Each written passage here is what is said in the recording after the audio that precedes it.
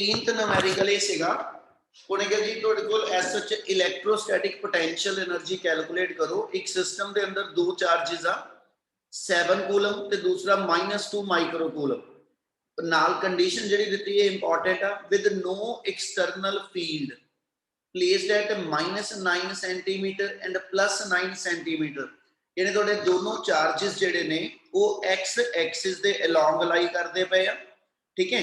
और उन्हां दा ओरिजिन तो डिस्टेंस जेडे डिस्टेंस दिते वो दोनों के दोनों ओरिजिन तो कंसीडर होंगे, ठीक है। ऐसा जो क्वेश्चन जो ने ये कहा वा कि इस लाइन दे उत्ते दो चार्ज आ ओरिजिन तो +9 सेंटीमीटर दिते, ठीक है जी। इदां ही एक इधर पासे कहंदा जी 9 सेंटीमीटर, ठीक है। यानी कि नेगेटिव एक्स एक्सिस ਤੇ ਇੱਕ ਪੋਜ਼ਿਟਿਵ एक्स एक्सिस ਤੇ ਚਾਰਜ ਪਏ ਆ, ठीक है। वैल्यू ने अपने को ਦਿੱਤੀ ਹੈ ਕਿ ਇੱਥੇ ਪਿਆ 7 ਕੂਲਮ और इधर पे मेरे को -2 कूलम -2 माइक्रो कूलम। वैसे पहले वाला भी 7 कूलम नहीं होना, वो भी 7 माइक्रो कूलम होना, चार्ज इको ਜਿਹੇ होने हैं, ठीक है। सो पहला आएगा मेरे को 7 माइक्रो कूलम, दूसरा होएगा -2 माइक्रो कूलम। ਤੇ ਉਹਨੇ ਕਿਹਾ ਕਿ ਇਹਦੀ ਪੋਟੈਂਸ਼ੀਅਲ એનર્ਜੀ ਕੱਢੋ। ਪਹਿਲਾ ਪਾਰਟ ਬਿਲਕੁਲ ਸੌਖਾ ਵਾ ਬੇਟਾ। ਇਹਦਾ ਮਤਲਬ ਇਹ ਹੋਇਆ ਕਿ ਵੀ ਇਨਫਿਨਿਟੀ ਤੋਂ ਇੱਥੇ ਚਾਰਜ ਨੂੰ ਲੈ ਕੇ ਆਉਣ ਵਾਸਤੇ ਜਿੰਨਾ ਵਰਕ ਕਰਨਾ ਪਿਆ ਹੈ ਨਾ, ਉਹ ਮੇਰੀ ਸਿਸਟਮ ਦੀ ਪੋਟੈਂਸ਼ੀਅਲ એનર્ਜੀ ਹੈ। ਤੇ potential energy for two charges ਆਪਾਂ ਕੈਲਕੂਲੇਟ ਕੀਤੀ ਸੀਗੀ U = K Q1 Q2 R। R ਧਿਆਨ ਚ ਰੱਖ ਲਿਓ, R ਹੈਗਾ ਡਿਸਟੈਂਸ ਬਿਟਵੀਨ ਦਾ ਟੂ ਚਾਰजेस ਤੇ r ਦੀ ਵੈਲਿਊ ਆਪਣੀ 18 सेंटीमीटर बननी है। q1 q2 गिवन है, इस वैल्यू पुट अप कर दो, फर्स्ट पार्ट हो जाएगा। क्या क्लियर है फर्स्ट पार्ट जिन्होंने नहीं कीता सी? Yes sir. चलो सेकंड पार्ट जो है कि how much work is required to separate the two charge infinitely away from each other. खुद दो चार्ज आ, एक पॉजिटिव एक नेगेटिव, ये दोनों एज सच 18 सेंटीमीटर ਦੇ डिस्टेंस ਤੇ ਆ और ਇਹਨਾਂ ਵਿੱਚ ਐਸ ਵੇ ਅਟਰੈਕਟਿਵ ਫੋਰਸ ਆ, ਠੀਕ ਹੈ। ਅਟਰੈਕਟਿਵ ਫੋਰਸ ਨਾਲ ਇੱਕ ਦੂਜੇ ਨਾਲ ਬਚੇ ਹੋਏ ਆ ਤੇ ਜੇ ਮੈਂ ਇਹਨਾਂ ਦੇ ਬੌਂਡ ਨੂੰ ਤੋੜ ਕੇ ਇਹਨਾਂ ਨੂੰ ਇਨਫਿਨਿਟੀ ਤੇ ਸੁੱਟਣਾ ਵਾ, ਇਹਦਾ ਮਤਲਬ ਜਿੰਨੀ એનર્ਜੀ ਦੇ ਨਾਲ ਇਹ ਬਾਉਂਡ ਆ ਉਹਦੇ ਬਰਾਬਰ ਦੀ ਹੀ એનર્ਜੀ ਮਿਨੀਮਮ ਇਹਨੂੰ ਸਪਲਾਈ ਕਰਾਂਗਾ, ਬਟ ਆਪੋਜ਼ਿਟ ਡਾਇਰੈਕਸ਼ਨ ਚ। ਕਿ ਆ ਗੱਲ ਸਮਝ ਲੱਗੀ? Yes sir. ਇਹਦਾ ਮਤਲਬ ਜਿਹੜਾ ਸੈਕੰਡ ਪਾਰਟ ਹੋਏਗਾ ਉਹਦੇ ਵਿੱਚ ਜਿਹੜਾ ਵਰਕ ਆਏਗਾ ਨਾ, ਉਹ ਜੇ ਵਰਕ ਦੀ ਵੈਲਿਊ ਪੋਟੈਂਸ਼ੀਅਲ એનર્ਜੀ ਦੇ ਇਕੁਅਲ ਹੋਏਗੀ, ਬਟ ਸਾਈਨ ਵਾਈਜ਼ ਆਪੋਜ਼ਿਟ ਹੋ। ਪੋਟੈਂਸ਼ੀਅਲ એનર્ਜੀ ਮੇਰੀ ਜਿਹੜੀ ਆ ਉਹ ਐਸ ਚ ਨੈਗੇਟਿਵ ਸਾਈਨ ਕਰਕੇ ਇੱਥੇ ਨੈਗੇਟਿਵ ਚ ਆਣੀ ਆ, ਤੇ ਨੈਗੇਟਿਵ ਪੋਟੈਂਸ਼ੀਅਲ એનર્ਜੀ ਦਾ ਮਤਲਬ ਹੁੰਦਾ ਕਿ ਅਟਰੈਕਟਿਵ ਫੋਰਸਸ ਨੇ, ਤੇ ਅਸੀਂ ਜਿਹੜਾ ਵਰਕ ਕੱਢਾਂਗੇ ਉਹ ਨੈਗੇਟਿਵ ਆਪਣਾ ਹੀ ਉਹਦੇ ਇਕੁਅਲ ਆ ਜਾਏਗਾ। ਕੀ ਆ ਗੱਲ ਸਮਝ ਲੱਗੀ? हाँ जी सर। Yes sir. चलो थर्ड पार्ट सिर्फ मेन समझने वाला सीगा। हुन तीजे पार्ट जो ने ये कह देता कि suppose that the same system of charge is now placed in external electric field और E ਦੀ ਵੈਲਿਊ ਤੁਹਾਡੇ ਕੋਲ ਗਿਵਨ ਆ A * 1/r²। A ਕਾਂਸਟੈਂਟ ਆ, ਵੈਲਿਊ ਦੱਸੀ ਹੋਈ ਆ, ठीक है। वो कहना जी what would be the electrostatic energy of the configuration। मतलब जे हुन यही चार्जेस मेरे जेडे ने है ना, यही चार्जेस मेरे इस वेले इथे इलेक्ट्रिक फील्ड च पए होण, यानी जिथे चार्ज पए उथे तुसी इलेक्ट्रिक फील्ड अप्लाई कीता। ते बुत आपा एक टॉपिक पढ़िया सीगा, कहंदा जी potential energy of two point charge system in external electric field. ਉਹ ਜਪਾ ਗਿਆ ਸੀਗਾ ਕਿ ਜਿਹੜੀ ਦੋ ਚਾਰਜ ਦੇ ਵਿੱਚ ਦੀ ਪੋਟੈਂਸ਼ੀਅਲ એનર્ਜੀ ਇਹਦੇ ਤੋਂ ਇਲਾਵਾ ਦੋ ਟਰਮ ਹੋਰ ਆ ਜਾਣੀਆਂ। ਜਦੋਂ ਸਿਸਟਮ ਦੇ ਅੰਦਰ ਫਸਟ ਚਾਰਜ ਲੈ ਕੇ ਆਵਾਂਗਾ ਤੇ ਜਿਹੜਾ ਐਕਸਟਰਨਲ ਫੀਲਡ ਅਪਲਾਈ ਆ ਇਹਦੇ ਅਗੇਂਸਟ ਫਸਟ ਚਾਰਜ ਨੂੰ ਵਰਕ ਕਰਨਾ ਪਏਗਾ, ਜਿਹਦੀ ਵੈਲਿਊ ਅਸੀਂ ਡਿਫਾਈਨ ਕੀਤੀ ਸੀਗੀ ਕਿ ਵੀ ਜੇ ਐਸੇ ਤੇ ਆਪਾਂ ਵਰਕ ਕੱਢੀਏ ਤੇ ਪਹਿਲੇ ਚਾਰਜ ਲਈ ਪਿਛਲੇ ਕੇਸ 'ਚ ਵਰਕ 0 ਸੀ ਜਦੋਂ ਇਲੈਕਟ੍ਰਿਕ ਫੀਲਡ ਨਹੀਂ ਸੀਗਾ। ਹੁਣ ਪਹਿਲੇ ਚਾਰਜ ਦੀ ਜਿਹੜਾ ਵਰਕ ਆ ਉਹਦੀ ਵੈਲਿਊ q1 * v ਆ।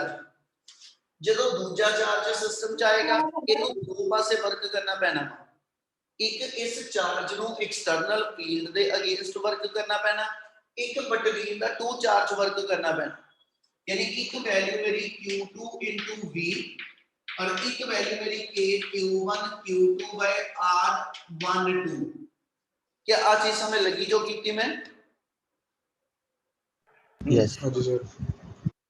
क्या सारे ਨੂੰ क्लियर है? किसी ਨੂੰ डाउट नहीं ਇਹਦੇ ਵਿੱਚ? हाँ जी क्लियर है सर. क्लियर है सर.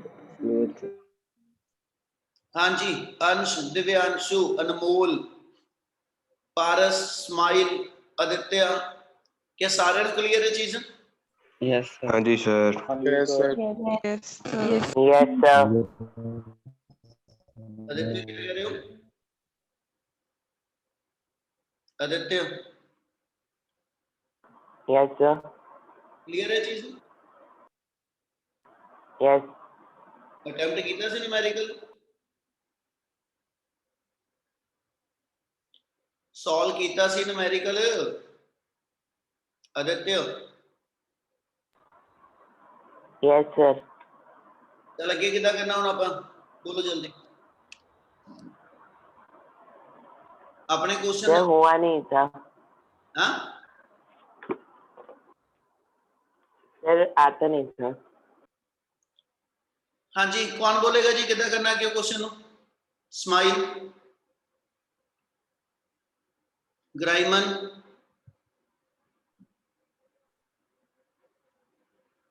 ग्राइमन सर नहीं किया. Yes sir. Yes sir.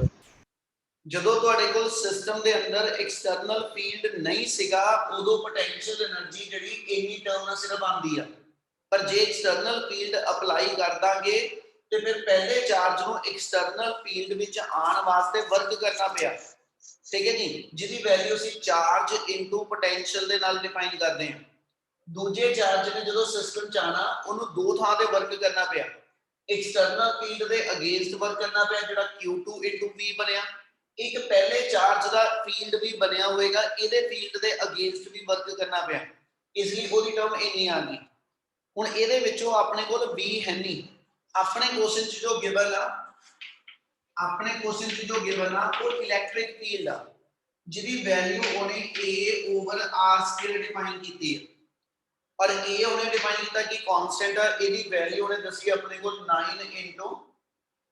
9 into 10 raised to power 5/r²।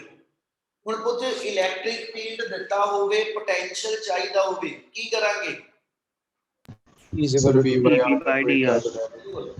ਇਹਨੂੰ E equal to ਸਿੰਪਲ ਤੁਸੀਂ V by R ਦੇ ਨਾਲ ਇਕੁਏਟ ਕਰ ਲਓ ਯਾਨੀ ਆਪਾਂ ਇੱਥੇ ਇਹਨੂੰ ਜੇ ਲਿਖ ਲਈਏ ਤੇ V by R ਇੱਕ R ਕੈਨਸਲ ਆਊਟ ਕਰਕੇ ਇੱਥੋਂ V ਕੱਢ ਲਓ ਤੇ B the value 9 into 10 raised to power 5/r ਆ ਗਈ ਆ ਵੈਲਿਊ ਇੱਥੇ ਔਰ ਇੱਥੇ ਪੁੱਟ ਕਰਨੀ ਆ ਇਹ ਚ R ਕਿੰਨਾ ਵਾ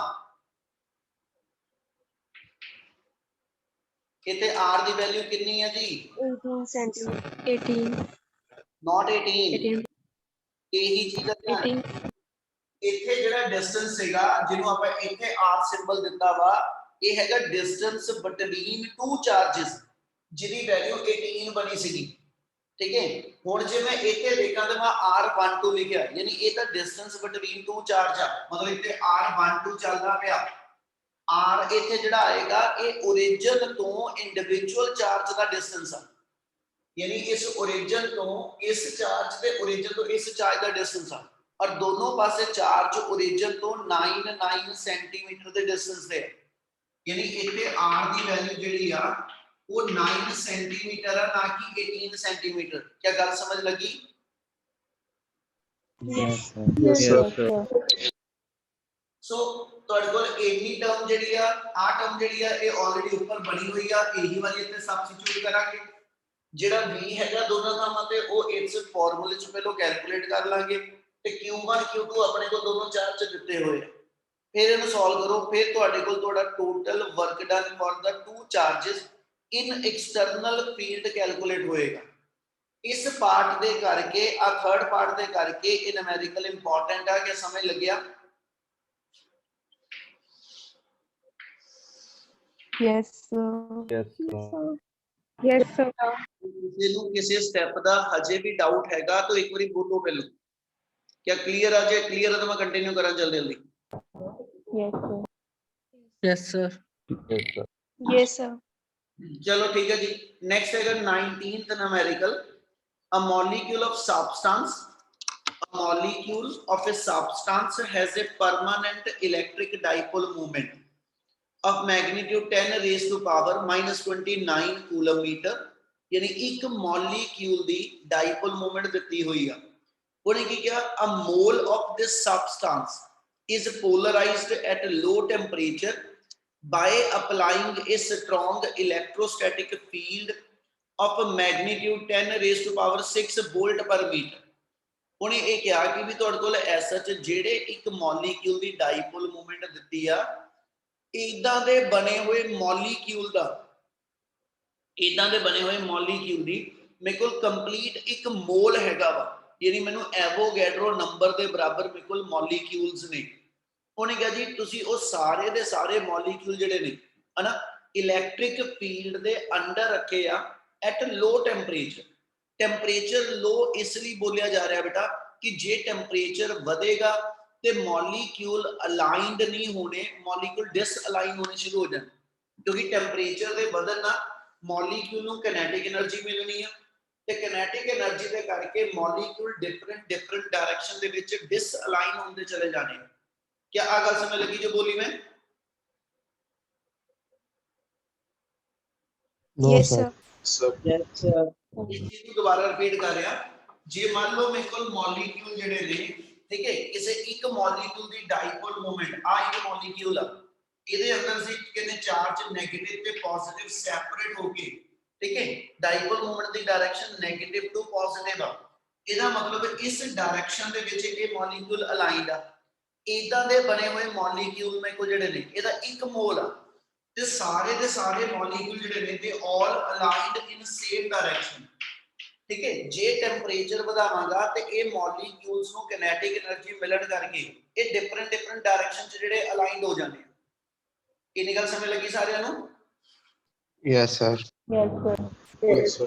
क्वेश्चन ये क्या कि भी ऐसे तो कोल पूरा एक मोल आ, एक मॉलिक्यूल दी डाइपोल मोमेंट ਉਹਨੂੰ स्मॉल p ਲਿਖ ਦਿੰਨੇ, ਉਹਦੀ value 10 raise to power -29 coulomb metre ਤੇ ਮੇਰੇ ਕੋਲ ਜਿਹੜੇ ਟੋਟਲ ਨੰਬਰ ਆਫ ਮੋਲੀਕਿਊਲਸ ਆ ਉਹਨਾਂ ਸਾਰਿਆਂ ਦੀ ਡਾਈਪੋਲ ਮੂਵਮੈਂਟ ਕੱਢਣੀ ਹੋਵੇ, ਠੀਕ ਹੈ, ਤੇ ਆਪਾਂ ਇਹਨੂੰ ਸਿੰਬਲ ਦੇ ਦਿੰਨੇ therefore p capital p symbol ਦੇ ਦੋ, ठीक है, that is equal to Avogadro number into p।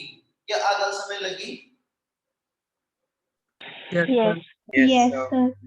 Yes, sir. ये मेरे को मेरे एक मोल की टोटल टाइम मोमेंट आ गई सब तो पहले। ਹੁਣ ਅੱਗੇ ਉਹਨੇ ਕੀ ਕਿਹਾ ਵਾ, ਉਹਨੇ ਅਗਲੇ ਵਰਡ ਬੋਲੇ ਆ, ਕਹਿੰਦਾ ਜੀ direction of a field is suddenly change, direction of field is suddenly change by an angle of 60 degree. ਤੁਸੀਂ ਜਿੱਧਰ ਨੂੰ ਪਹਿਲੋ ਇਲੈਕਟ੍ਰਿਕ ਫੀਲਡ ਲਾਇਆ ਸੀ ਉਹਦੇ ਤੋਂ ਇਲੈਕਟ੍ਰਿਕ ਫੀਲਡ ਦੀ ਡਾਇਰੈਕਸ਼ਨ 60 ਡਿਗਰੀ ਘੁਮਾ ਦਿੱਤੀ।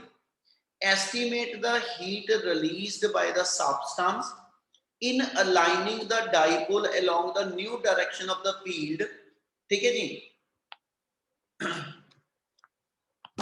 एक आगे है एक लाइन हैगी, for simplicity assume 100% polarization।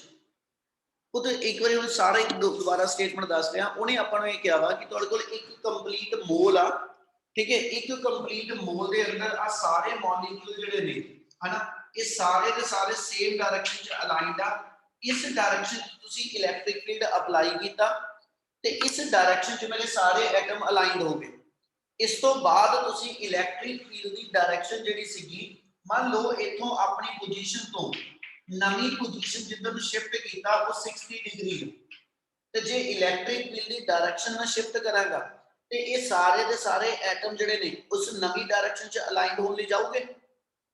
Yes, sir. Yes, sir. Sir. Yes, sir. ਉਹਨੇ ਕਿਹਾ ਕਿ ਇਸ ਪ੍ਰੋਸੈਸ ਦੇ ਅੰਦਰ ਦੱਸੋ ਕਿੰਨੀ ਹੀਟ એનર્ਜੀ ਰਿਲੀਜ਼ ਹੋਈ ਹੈ।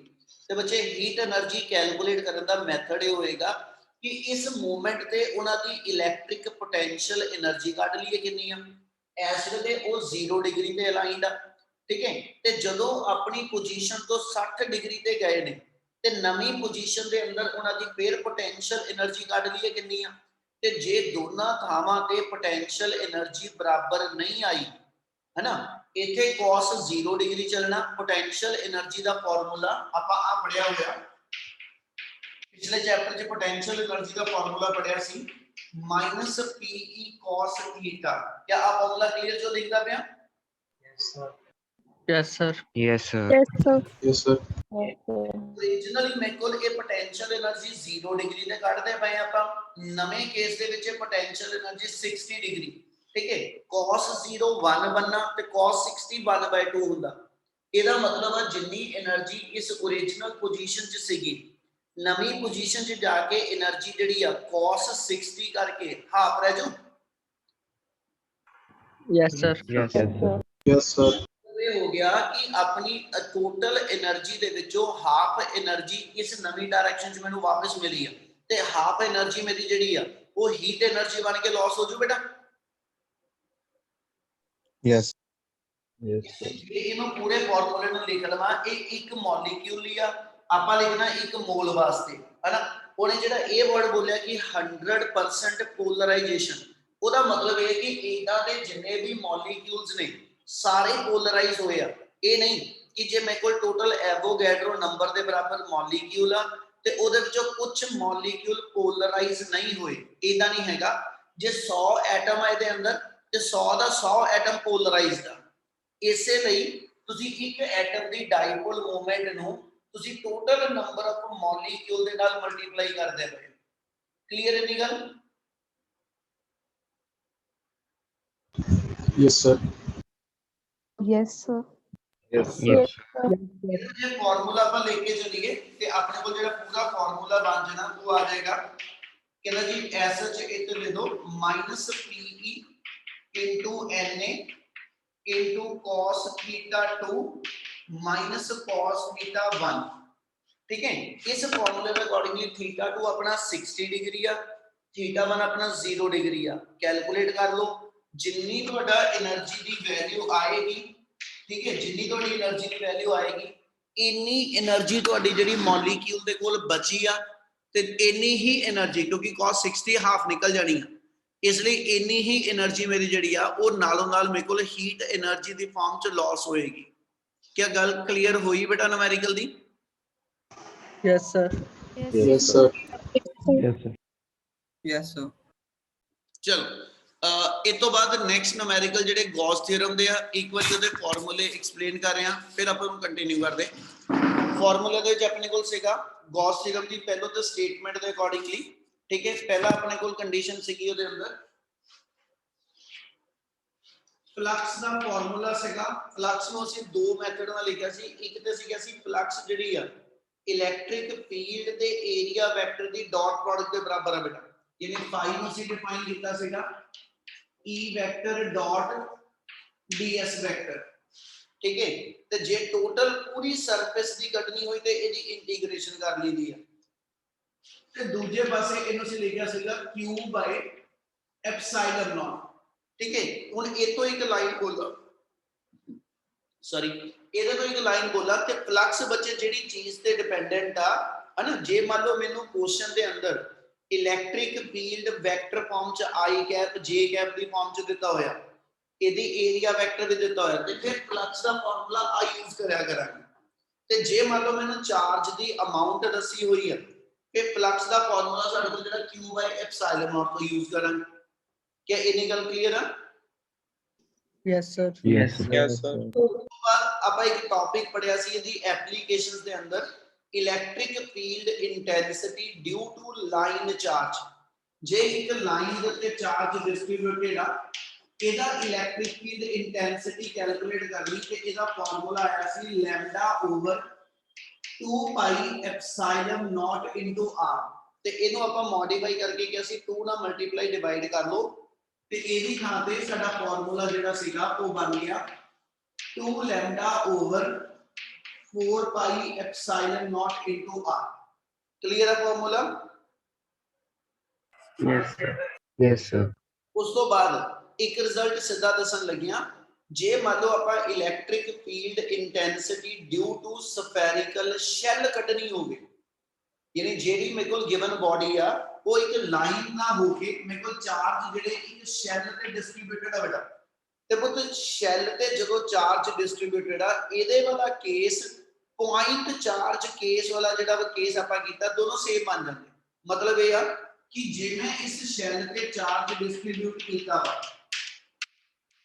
और इहदे करके मैं इहदा इलैक्ट्रिक फील्ड जिहड़ा वा इस शैल दे अंदर कैलकुलेट करना ते अपने कोल प्रॉपर्टी ये स्टैंड करदी आ जे मैं सारे चार्ज नूं सपोज कर लवां कि ये अपने सेंटर ते लाई करदा पिया यानी प्लस क्यू कूलम चार्ज इस सेंटर ते लाई करदा ते इहने इहदे अंदरले पासे माइनस क्यू चार्ज जिहड़ा वो इंड्यूस कर देना अंदरले पासे माइनस क्यू ते बाहरले पासे प्लस क्यू चार्ज आ जाना ते अंदरले पासे मेरे को प्लस क्यू ते माइनस क्यू दे नेट चार्ज की वैल्यू 0 हो जानी और इसलिए अंदरले पासे नेट इलेक्ट्रिक फील्ड इंटेंसिटी भी 0 रहेगी। क्या गल समझ आई? Yes, sir. Yes, sir. Yes, sir. Yes, Yes, sir. sir. Positive charge तो जिन्नियां इलैक्ट्रिक लाइंस आउटवर्ड निकलनियां जिन्ना इलैक्ट्रिक लाइनां दा फ्लो आउटवर्ड निकलना नेगेटिव चार्ज दा उन्ना ही इनवर्ड फ्लो आ जाना इसलिए शैल दे अंदर जिहड़ा नेट फील्ड होएगा वो हमेशा 0 है। ठीक है ते जे मैं इस शैल तो बाहर किसी पॉइंट ते इलैक्ट्रिक फील्ड कढना शैल तो बाहर किते इलैक्ट्रिक फील्ड कढना ते फिर ये टॉपिक सेम वही बन जाता electric field due to point charge.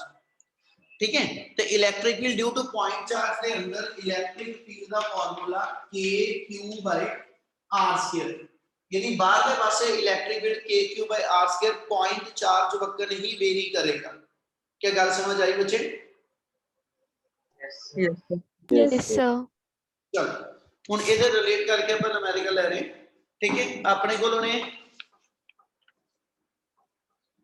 असल च मेरी वाली शीट च ना थोड़ा जिहा मिस प्रिंटिंग आ मैं स्टेटमेंट बोलदा एक बारी सुनियो उन्हें कहा charge Q is placed at A distance a by 2 ये अगे भी डिस्कस कीता सी जदों गॉस थ्योरम एक्सप्लेन कीती सी a charge Q is placed at a distance a by 2 above the center of a horizontal energy surface ठीक है of edge a ठीक है as shown in figure find the flux of the electric field through the sphere surface खुद sir इनो समझावा ते इदा कह रहा मैंने ने कहा कि आ एक स्केयर सरफेस आ मेरे को गिवन ਇਹਦੇ ਤੋਂ sh a/2 डिस्टेंस ऊपर इस सरफेस ਤੋਂ a/2 डिस्टेंस ऊपर ਇੱਥੇ ਇੱਕ ਚਾਰਜ ਪਿਆ ਮੇਰਾ q ਕੂਲਮ ਦਾ ਉਹ ਕਹਿੰਦਾ ਇਹਦੀ ਫਲਕਸ ਕੱਢੋ ਕਿੰਨੀ ਹੋਏਗੀ ਆ ਸਰਫੇਸ ਦੇ ਵਿੱਚ ਦੀ ਪਾਸ ਕਰਕੇ ਕਿ ਇੰਨੀ ਗੱਲ ਸਮਝ ਲੱਗੀ ਪਹਿਲਾਂ?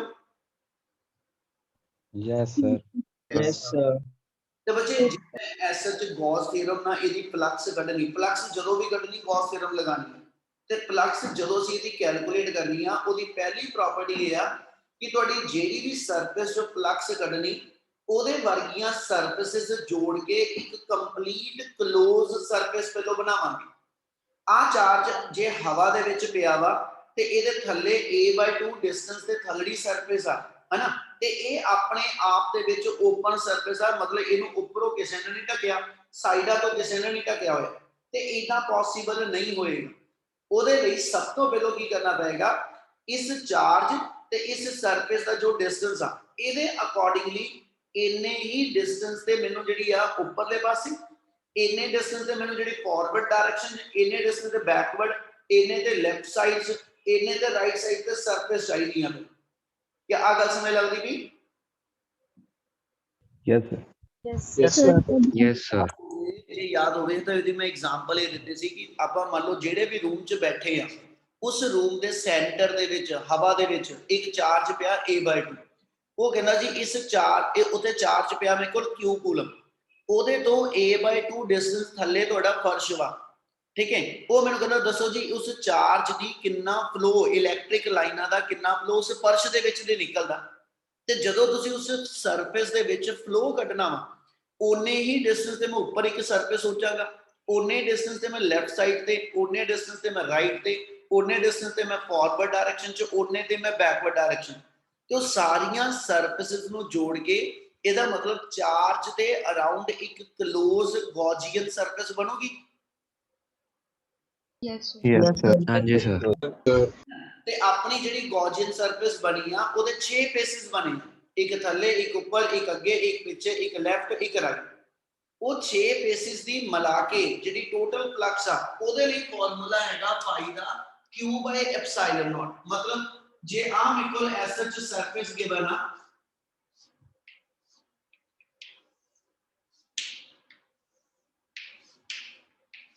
जे मेरी आ surface बनी है कि आ कमरे दे सेंटर दे विच मेरा चार्ज पिया बेटा, ते पुੱਤ ਇਹਦੀ फ्लक्स ਦਾ पूरा फार्मूला ਸਾਰੇ फेसिस ਦੀ टोटल ਜਿਹੜੀ ਆ है ना ਉਹਨੂੰ ਅਸੀਂ ਲਿਖ ਦਿੰਨੇ ਜੇਕਰ as such ਉਹਨੂੰ ਅਸੀਂ ਕਹਿੰਦੇ ਜੀ we know that flux the formula ਹੁੰਦਾ Q by epsilon naught, ਤੇ ਇਹ फ्लक्स ਮੇਰੇ ਪੂਰੇ ਦੇ ਪੂਰੇ ਗੌਸੀਅਨ ਸਰਫੇਸ ਦੀ ਆ, ਮੈਨੂੰ ਪੁੱਛੀ ਇੱਕ ਸਰਫੇਸ ਚੋਂ, ਇਹਦਾ ਮਤਲਬ ਜਿਹੜੀ ਇੱਕ ਸਰਫੇਸ ਚੋਂ फ्लक्स ਆ ਥਾਂ ਤੋਂ ਕਿੰਨਾ ਫਲੋ ਨਿਕਲਦਾ ਪਿਆ, ਤੇ ਇਹਦਾ ਡਿਸਟੈਂਸ ਇਥੋਂ a/2 ਦਿੱਤਾ ਹੋਵੇ, ठीक है, ਤੇ ਇੱਕ ਫੇਸ ਦੇ ਵਿੱਚੋਂ ਜੇ ਫਲਕਸ ਕੱਢਣੀ ਆ ਪਰ one face of Gaussian surface, ਆ ਚੀਜ਼ਾਂ ਲਿਖਣ ਦੀ ਲੋੜ ਨਹੀਂ, ਤੁਹਾਨੂੰ ਆਪਣੇ ਆਪ ਚ ਕਲੀਅਰ ਹੋਣੀਆਂ ਚਾਹੀਦੀਆਂ, ਯਾਦ ਰਹਿ ਜਾਏ ਇਸ ਕਰਕੇ ਲਿਖ ਕੇ ਦੇ ਦਿਆ, ਪਰ one face of Gaussian surface flux ਦੀ ਵੈਲਿਊ 1/6 ਆਫ ਟੋਟਲ ਫਲਕਸ ਹੋਏਗੀ। क्या आ चीज समझ आई? Yes, sir. Yes, sir. अपने को जो Yes. आंसर मिलेगा वो Q by 6 epsilon naught आ जाना, क्लियर है जी? हाँ जी सर। हाँ जी सर। नेक्स्ट न्यूमेरिकल अपने को हैगा 21st, electric field in a region is given by, electric field दी वैल्यू चेक करो, वेक्टर फॉर्म च गिवन आ, E दी वैल्यू ने अपने को दी है 3/5 E naught into I cap plus 4/5 E naught into J cap, electric field I cap J cap की फॉर्म च हैगा, विद E naught की जगह पे अपने को वैल्यू गिवन है कि E naught आपका जेड़ा पुटअप करना ओदी value 2 into 10 raised to power 3 newton per coulomb given है, क्लियर है निकल? Yes, sir. अगली लाइन इंपॉर्टेंट होएगी, समझियो ध्यान ना, उन्होंने कहा जी find the flux of this field, phi कटो कट दांगे, through a rectangular surface of area, area दी वैल्यू 0.2 आ बेटा, 0.2 आ, ठीक है, मिसप्रिंटिंग है थोड़ी जी, 0.2 metre square parallel to YZ plane, यानी जेड़ा एरिया गिवन आ, जेड़ा एरिया गिवन आ ओदी value 0.2 metre square parallel to, ठीक है, पैरेलल टू YZ प्लेन, मैंने कोई दसेगा इस लाइन को ਆਪਾਂ ਕਿੱਦਾਂ यूज करना क्वेश्चन?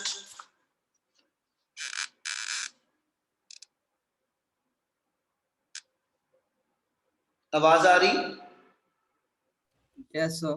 Yes, sir. ਜਿਹੜਾ ਏਰੀਆ ਦਿੱਤਾ ਵਾ, ਜੇ ਮੈਂ ਫਲਕਸ ਕੱਢਣੀ ਹੁਣ, ਫਲਕਸ ਦਾ ਕਿਹੜਾ ਫਾਰਮੂਲਾ ਲਵਾਂਗਾ ਹੁਣ ਮੈਂ? E dot ds sir.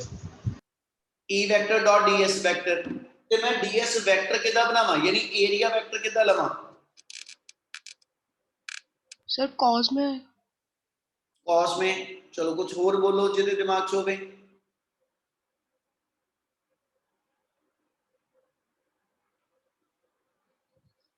कोई भी नहीं बोलूगा?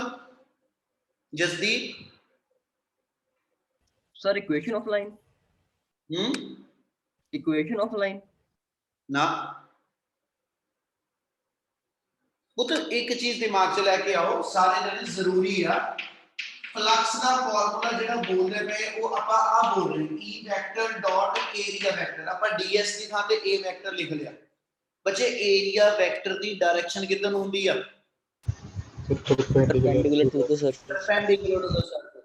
ਮੈਨੂੰ ਉਹਨੇ ਕੁਐਸਚਨ ਜਾ ਕਿਹਾ ਵਾ ਕਿ ਵੀ ਮੇਰੇ ਕੋਲ ਜਿਹੜਾ ਇਲੈਕਟ੍ਰਿਕ ਫੀਲਡ ਆ ਉਹ xy ਪਲੇਨ ਚ ਲਾਈ ਕਰਦਾ, ਇਲੈਕਟ੍ਰਿਕ ਫੀਲਡ xy ਪਲੇਨ ਚ ਲਾਈ ਕਰਦਾ, ਤੇ ਉਸ ਪਲੇਨ ਦੇ ਵਿੱਚ ਜਿਹੜੀ ਤੁਸੀਂ ਸਰਫੇਸ ਰੱਖੀ ਆ ਉਹ yz ਪਲੇਨ ਆ y ਐਕਸਿਸ ਹੋ ਗਿਆ, ਆ z ਐਕਸਿਸ ਹੋ ਗਿਆ, ਜੇ yz ਪਲੇਨ ਦੇ ਵਿੱਚ ਆ ਸਰਫੇਸ ਪਈ ਆ, ਉਹਨੇ ਕਿਹਾ ਜਿਹੜਾ ਏਰੀਆ ਵੈਕਟਰ ਹੁੰਦਾ ਉਹ ਹਮੇਸ਼ਾ ਇਸ ਸ਼ੀਟ ਦੇ ਕੀ ਹੋਏਗਾ ਜੀ? Perpendicular. ਤੇ ਇਹਦਾ ਮਤਲਬ ਆ ਏਰੀਆ ਵੈਕਟਰ ਜਿਹੜਾ ਵਾ ਪੈਨ ਦੀ ਫਾਰਮ ਚ ਇਹ ਕਿਹੜੇ ਐਕਸਿਸ ਤੇ ਨਿਕਲਦਾ ਪਿਆ? X axis. ਇਹਦਾ ਮਤਲਬ ਆ ਪੂਰੀ ਦੀ ਪੂਰੀ ਜਿਹੜੀ ਲਾਈਨ ਲਿਖੀ ਹੋਈ ਆ, ਜੇ ਮੈਂ ਇਸ ਲਾਈਨ ਨੂੰ ਲਿਖਣਾ ਤੇ ਮੈਂ ਇਹਨੂੰ ਏਰੀਆ ਵੈਕਟਰ ਕਿੱਦਾਂ ਲਿਖਾਂਗਾ? 0.2 ਮੀਟਰ ਸਕੁਅਰ ਤਾਂ ਯੂਨਿਟ ਆ ਗਿਆ, डायरेक्शन नाल लिख दो, डायरेक्शन ਇਹਦੀ x एक्सिस ਤੇ ਹੋਏਗੀ ਉਹਦੇ ਕਰਕੇ ਇਹਦੇ ਨਾਲ i ਕੈਪ ਲੱਗ ਜਾਊਗਾ ਕਿ ਆ ਗੱਲ ਸਮਝ ਲੱਗੀ Yes, sir. Yes, sir. Yes, sir. Yes, sir. अच्छा देखो आ लाइन क्लियर होनी जरूरी आ ठीक है एरिया यानी जेडी शीट आ वो YZ प्लेन च पई आ ते जेड़ा ओदा एरिया वेक्टर होएगा वो मेरा x एक्सिस ते आ गया ते x एक्सिस दी रिप्रेजेंटेशन ਅਸੀਂ i कैप ना दिंदे हुण जे मैं इलेक्ट्रिक फील्ड दा फ्लक्स दा फार्मूला लावां ठीक है हुण जे मैं इथे फार्मूला लाइए ते वी नो दैट फ्लक्स दा formula E vector dot A vector आ गया इलेक्ट्रिक फील्ड की वैल्यू पुट अप करिए 3/5 E naught I cap plus 4/5 E naught into J cap ये सारे का सारा अपन E वेक्टर की थां ते पुट अप कर लिया डॉट वेक्टर लेना है जेड़ा वो आ गया जी 0.2 I cap क्या इतनी गल समझ लगी Yes, sir.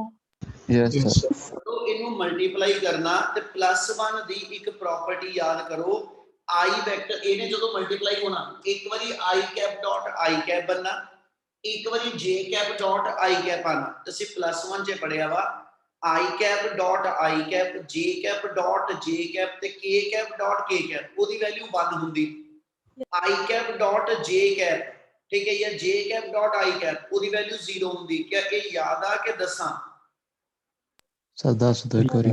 जरूर ਆਪਾਂ ਪੁੱਤ ਇਹਨੂੰ ਇਦਾਂ ਪੜਿਆ ਸੀਗਾ i cap dot i cap ਲਿਖਿਆ ਹੋਵੇ ਇਹਦਾ ਮਤਲਬ ਹੈ ਕਿ ਦੋਨੋਂ ਦੇ ਦੋਨੋਂ ਜਿਹੜੇ ਵੈਕਟਰ ਨੇ ਉਹ x ਐਕਸਿਸ ਤੇ ਆ ਡਾਟ ਦਾ ਮਤਲਬ ਵਿੱਚ cos ਐਂਗਲ ਆ ਇਹਦਾ ਮਤਲਬ ਇਸ i ਕੈਪ ਦੀ ਵੈਲਿਊ 1 ਵਾ ਅਗਲੇ ਵਾਲੇ i ਕੈਪ ਦੀ ਵੈਲਿਊ ਵੀ 1 ਵਾ ਤੇ ਐਂਗਲ ਮੇਰਾ cos 0 ਡਿਗਰੀ ਆ ਤੇ cos 0 ਵੀ 1 ਇਸ ਲਈ ਇਹਦੀ ਸਾਰੇ ਦੀ ਪ੍ਰੋਡਕਟ 1 ਇਹਨਾਂ ਜਦੋਂ ਦੋ ਯੂਨਿਟ ਵੈਕਟਰ ਸੇਮ ਡਾਇਰੈਕਸ਼ਨ ਚ ਲਾਈ ਕਰਦੇ ਆ ਉਹਨਾਂ ਦੀ ਡਾਟ ਪ੍ਰੋਡਕਟ 1 ਆਉਂਦੀ ਪਰ ਜੇ i cap dot j cap ਹੋਵੇ i ਕੈਪ ਦੀ ਵੈਲਿਊ ਵੀ 1 ਆ j ਕੈਪ ਦੀ ਵੈਲਿਊ ਵੀ 1 ਆ ਪਰ i ਕੈਪ x ਐਕਸਿਸ ਆ j ਕੈਪ y ਐਕਸਿਸ ਆ ਐਂਗਲ ਕੀ ਬਣਿਆ ਦੋਨਾਂ ਚ 90 90 cos 90 ਆ ਗਿਆ ਤੇ cos 90 0 ਹੁੰਦਾ ਇਸ ਲਈ i cap dot j cap ਦੀ ਵੈਲਿਊ 0 ਆ ਕੀ ਗੱਲ ਸਮਝ ਆਈ Yes. ਹੁਣ ਇੱਕ ਹੀ ਪ੍ਰੋਪਰਟੀ ਜਦੋਂ ਇੱਥੇ ਲਾਵਾਂਗੇ ਇੱਕ ਵਾਰੀ i cap dot i cap ਆਣਾ ਇੱਕ ਵਾਰੀ j cap dot i cap ਆਣਾ ਇਹ ਮਤਲਬ j ਡਾਟ i ਵਾਲੀ ਵੈਲਿਊ 0 ਹੋ ਜਾਣੀ i ਡਾਟ i ਵਾਲੀ ਵੈਲਿਊ ਬਚ देयरफॉर ਸਾਡੇ ਕੋਲ ਫਲਕਸ ਦਾ ਫਾਰਮੂਲਾ ਕੀ ਬਣ ਗਿਆ ਜੀ ਜੇ ਇਹਨਾਂ ਨੂੰ ਮਲਟੀਪਲਾਈ ਕਰੋ 3/5 E naught ठीक है इधरों नाल मल्टीप्लाई हो गया into 0.2 into I cap dot I cap plus अगली वैल्यू सीधी 0 लिख दो ते E naught दी वैल्यू अपने क्वेश्चन च दित्ती आ वो पुट अप कर लो I cap dot I cap मेरा 1 आ जाना इनु सॉल्व कर दो अपनी फ्लक्स दी वैल्यू आ जाए क्या समझ लगी गल Yes, sir. Yes. Yes, sir. 25th numerical ने क्या बा an infinite line charge produces a field of 9 into 10 raised to power 4 newton per coulomb at a distance of 0.02 meter calculate a linear charge density की लभना पा numerical च lambda Lambda. ਤੇ ਜੇ ਧਿਆਨ ਦਿਓ ਤੇ ਤੁਹਾਡੇ ਕੁਐਸਚਨ ਦੇ ਅੰਦਰ E ਦਾ ਫਾਰਮੂਲਾ ਆਪਣੇ ਕੋਲ ਦਿੱਤਾ ਹੋਇਆ ਲੈਮਡਾ ਨੇ ਪੁੱਛਿਆ E ਤੇ R ਦੋ ਚੀਜ਼ਾਂ ਚਾਹੀਦੀਆਂ और अपने से 25th numerical दोनों चीजें गिवन हो जुए numerical yes sir Yes, sir. 25th ਦੇ ਅੰਦਰ ਆਪਣੇ ਕੋਲ ਇਲੈਕਟ੍ਰਿਕ ਫੀਲਡ गिवन ਆ 9 into 10 raised to power 4 Newton per coulomb और दूसरा हमने डिस्टेंस ਦੱਸ ਦਿੱਤਾ 0.02 मीटर है ना ते लैम्डा दी वैल्यू कढनी है ते सिंपली अपने कोल फार्मूला हैगा electric field equal to 2 lambda over 4 pi epsilon naught into r आ फार्मूले विचों लैम्डा कढना आपा कुछ न्यूमेरिकल Yes, sir. चलो 26 न्यूमेरिकल जो ने की क्या plastic rod of length 2.2 metre ठीक है जी and radius 3.6 millimetre carry a negative charge of 3.8 into 10 raised to power minus 7 coulomb spread uniformly over the surface. What is the electric field near the midpoint of the rod, ठीक है, at a point on its surface? केड़े formula लाके चलेंगे और किदा करिए इस question? अपने को जो गिवन है, ठीक है, वो वेरिएबल एक बार पूरे कर देना। आपने न्यूमेरिकल जो ने क्या की थी, एक प्लास्टिक रॉड गिवन, ठीक है जी, और ਇਹਦੇ अक्रॉस में एक क्या वा अपने को, इस प्लास्टिक रॉड की लेंथ ਜਿਹੜੀ ਆ L 2.2 मीटर है और ਇਹਦਾ रेडियस अपने को ਜਿਹੜਾ गिवन है, ठीक है, रेडियस की वैल्यू 3.6 मिलीमीटर है और ਇਹਦੀ सरफेस ਦੇ ਉੱਤੇ ਤੁਸੀਂ ਚਾਰਜ डिस्ट्रीब्यूट ਕੀਤੇ ਹੋਏ ਆ ਤੇ ਉਹਨੇ ਕਿਹਾ ਜੀ ਇਹਦੇ ਕਰਕੇ ਜਿਹੜੀ ਚਾਰਜ ਦੀ ਅਮਾਉਂਟ ਆ ਉਹ गिवन ਆਪਣੇ को 3.8 into 10 raised to power minus 7 coulomb, ठीक है, ते उन्हें कहा जी इलेक्ट्रिक फील्ड को तो near the mid point at a point on its surface, यानी आ सरफेस दे उत्ते तुसी इस थां ते इलेक्ट्रिक फील्ड कढना, केड़ा फार्मूला लाइए? हिया केड़ा फार्मूला लाइए? समीर शर्मा, समीर शर्मा हैगा? हाँ जी सर। केड़ा फार्मूला लाना?